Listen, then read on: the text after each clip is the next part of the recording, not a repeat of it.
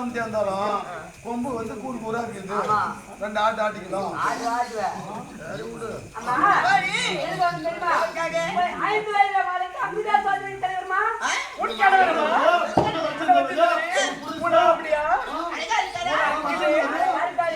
அவர் அழைத்தார் என்று அழைத்து கொண்டு போய்